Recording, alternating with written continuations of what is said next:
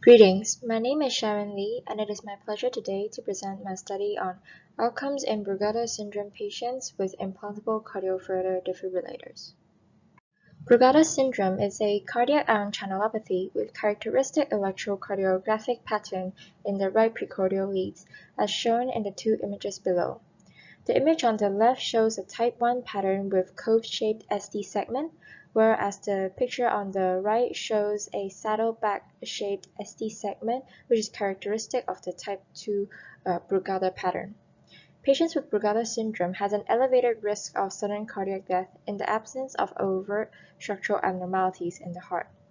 Currently, implantable cardioverter defibrillators are used for primary or secondary prevention of sudden cardiac death amongst Brugada syndrome patients. However, its use remains controversial amongst low-risk asymptomatic patients.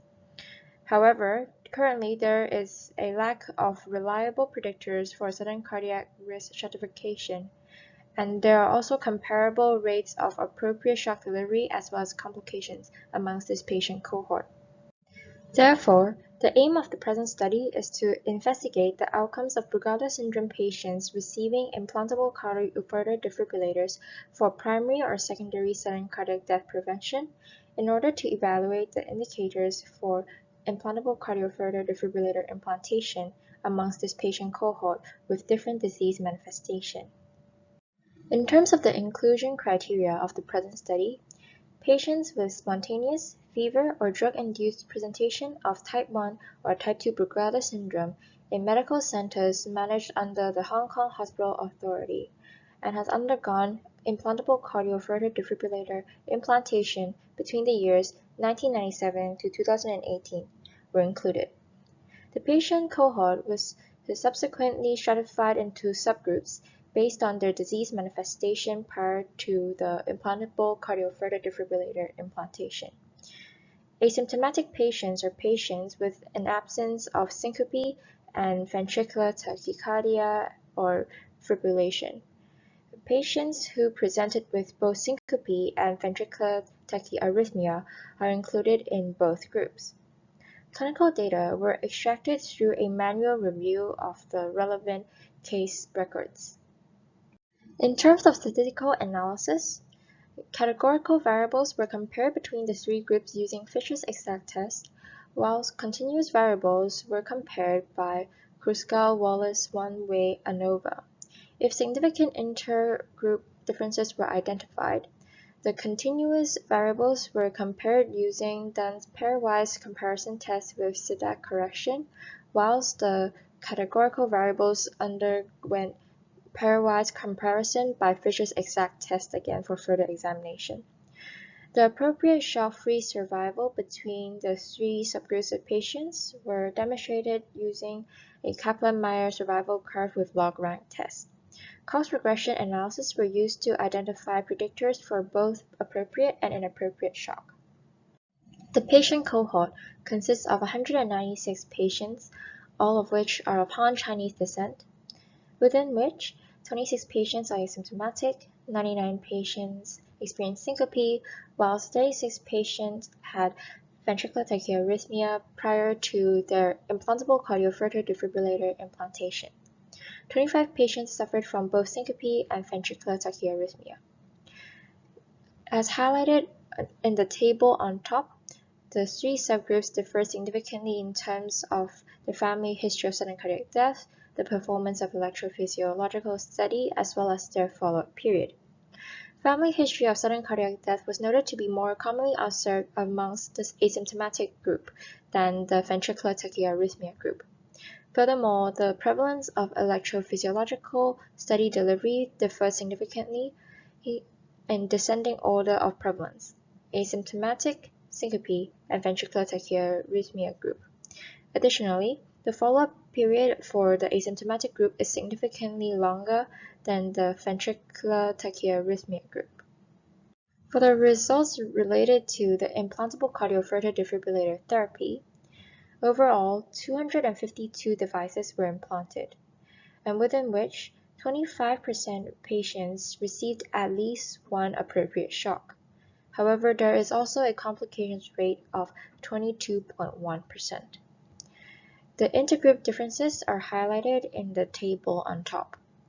Whilst it is expected for the number of ventricular tachyarrhythmia episodes prior to implantation to be significantly higher in the ventricular tachyarrhythmia group, it is also worth noting that the difference in the number of ventricular tachyarrhythmia episodes between the asymptomatic and the ventricular tachyarrhythmia group was not significant after device implantation.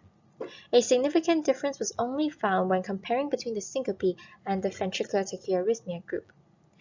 And the ventricular tachyarrhythmia group remained to have significantly higher number of total ventricular tachyarrhythmia episodes in comparison to the remaining two subgroups. As illustrated on the Kaplan-Meier survival curve, the ventricular tachyarrhythmia group was most likely to receive an appropriate shock, followed by the syncope group, and finally the asymptomatic group.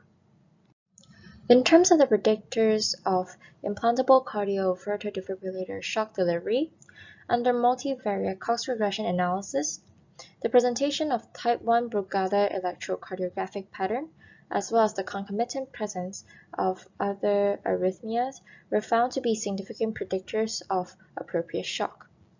On the other hand, no significant variables are identified under multivariate analysis, since the only significant univariate predictor that can be identified for inappropriate shock was coincidentally also the presence of other arrhythmia. Based on the findings of the present study, the effectiveness of implantable cardioverter defibrillator in the prevention of sudden cardiac death can be demonstrated. Its effectiveness in secondary prevention is well supported, given the absence of cardiogenic death in this cohort, as well as the high prevalence of appropriate shock delivery amongst the ventricular tachyarrhythmia group. However, the use of implantable cardioverter defibrillator in primary sudden cardiac death prevention remains controversial. Whilst patients in the syncope and asymptomatic subgroup are still at risk of sudden cardiac death, there are also comparable rates of appropriate shock and complication. Therefore, it is important to continue follow-up patients who did not present with ventricular tachyarrhythmia, since the arrhythmic risk of these so-called low-risk patients may be underestimated. Several limitations should also be noted for the present study. First of all, given its multi-centered nature, there is inevitable inconsistency in terms of data collection. Furthermore, given the etiology of syncope may not be documented in case notes, there are possible inclusions of non-cardiogenic syncope. Furthermore, due to the long period of follow-up, there are changes in both implantable cardioverter defibrillator technology as well as its settings. In addition, the use of appropriate shock as a surrogate for sudden cardiac death may result in an overestimation of the risk. Finally, there is a lack of access to the data recorded on the implantable cardioverter defibrillators, such as the program settings and electrocardiographic waveforms, which can affect the interpretation of the adverse events. In conclusion, implantable cardioverter defibrillators are effective in the prevention of sudden cardiac death amongst Brugada syndrome patients. However, careful continuous monitoring remains critical in the management of these patients regardless of their disease manifestation. Currently, there is a lack of clinical predictors for both appropriate and inappropriate implantable cardioverter defibrillator shock delivery. Therefore, further research on the electrocardiographic and genetic markers in Brugada syndrome may aid in the risk-benefit analysis for device implantation amongst this disease cohort.